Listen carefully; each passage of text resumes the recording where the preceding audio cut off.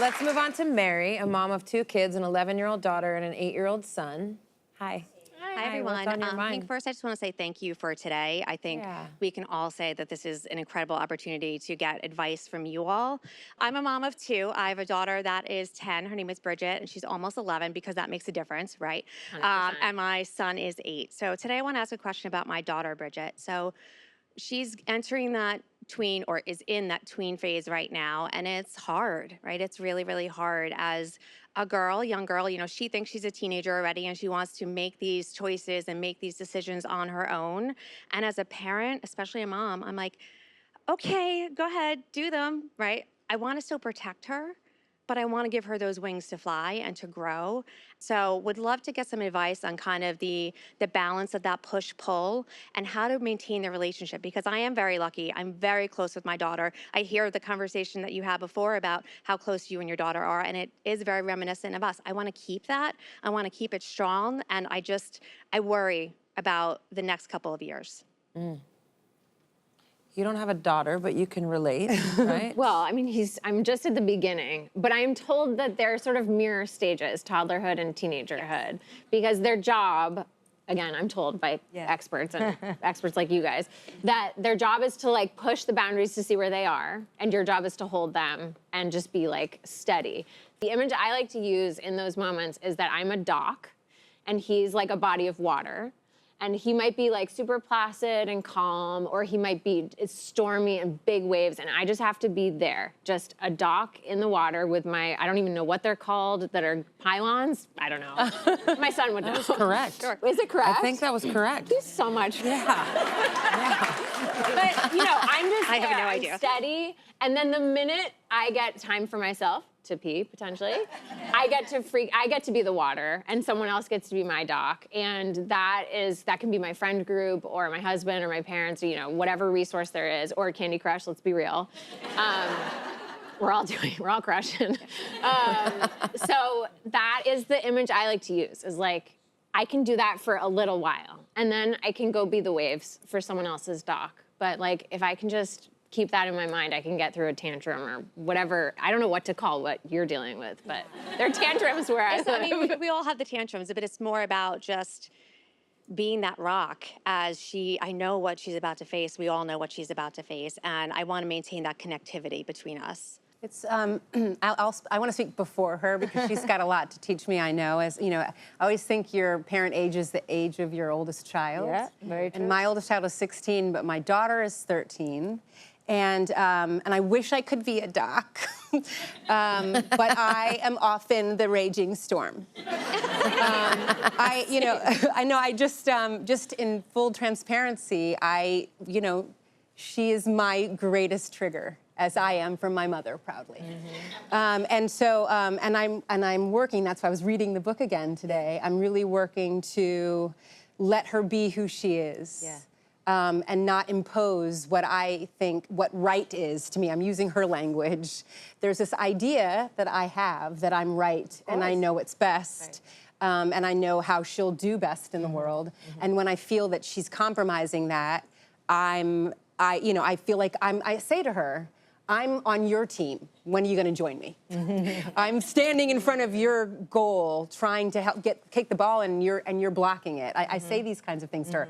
I don't know if it's right, but that is the battle, and I feel like I'm on her side fighting her, and I'm probably sure that's not necessarily true. Right. But I do know that when she asks me to leave her room, I let her shut the door sometimes. I give her some privacy. I'm trying to let her become the woman that she is. Trying. Yeah. It's hard. Very, I think for us mothers, the daughter really brings up a lot of our crap, right? A lot. Like all the things that we know can happen to her. We've been there, and we see her making the same mistakes, or sinking into the pothole, and we're like, no, I knew how I could to save you, and you're not letting me save you.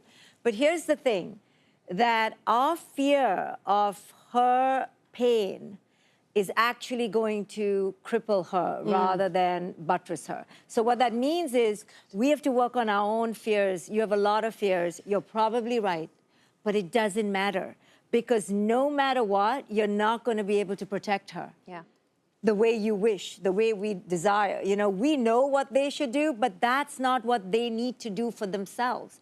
I always say the greatest protection is conscious exposure, meaning she has to make her mistakes in front of you, in small ways. So it's good if she messes up. It's good if she fights against you, because she needs to have a voice, and she needs to have sovereignty, and she needs to have self-authorship.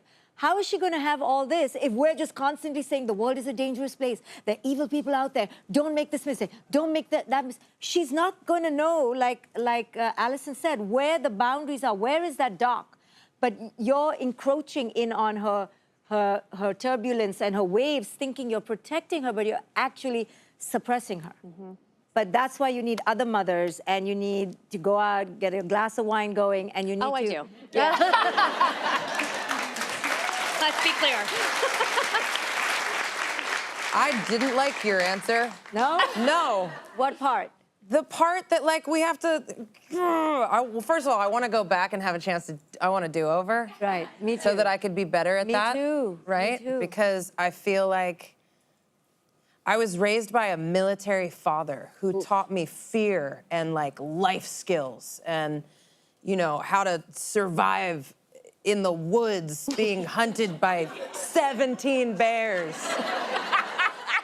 Seriously, like the first advice he ever gave me when I took Willow on tour, she was 9 months old. My dad called me the day before we left and he was like, you watch her, honey, they're gonna want her. Right. And I was like, who? He goes, everybody. I was like, they are? He's like, don't you take your eyes off her for a second. I was like, holy Dad.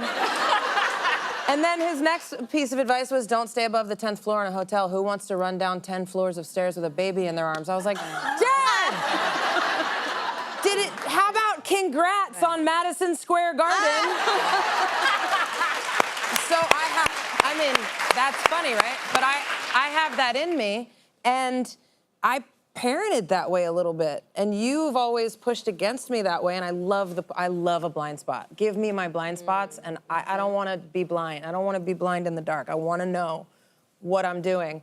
But it's so hard in this world with social media, and like my pushback to you would be, okay, if you're going to let them have phones, be on that phone. The phone doesn't stay in the bedroom.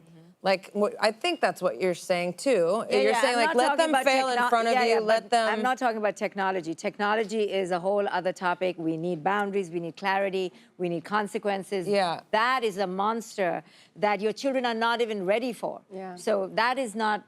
Do you intervene in, like, girl problems when they have friend problems, or do you let them figure it out? Well, I have intervened in all my daughter's girl problems, but she's asking... I'm a professional. But I can do that. Oh, she was asking Dr. Shefali. Oops, sorry, okay. Well, as Dr. Shefali, I would say that you have to stay out of it and you have to allow her to make her mistakes. Really? And, because that's how they're going to grow and learn. They're going to ask their peers who know less than they. No, they're not going to ask their peers. They're going to discover themselves. It's not about asking them or you. Believe it or not, they will start to listen to themselves. Yeah. So our role is to keep reflecting them. Go back to you. What did you feel in that moment? What did your body tell you? And awaken their own inner wisdom. What we do is we don't trust that they have inner wisdom. And it's not often wise, but it's coming, okay? It's developing. And we get so afraid that we preempt the process and we give them our opinion. So then we short-circuit their awakening, budding wisdom. How will it burgeon? How will it become the flower if it's not first in the weeds and in the dirt, and then it'll emerge? But we short-circuit that process because of our own anxiety. It's beautiful. Yeah. It's tough. It's really tough. I've intervened all the time. But the right answer is... Thank you, Mary. Thank you for sharing. You know, So It's going to be an ongoing journey. We're all on together. We're all in it together. We could talk later about it. Yeah, we can have that wine.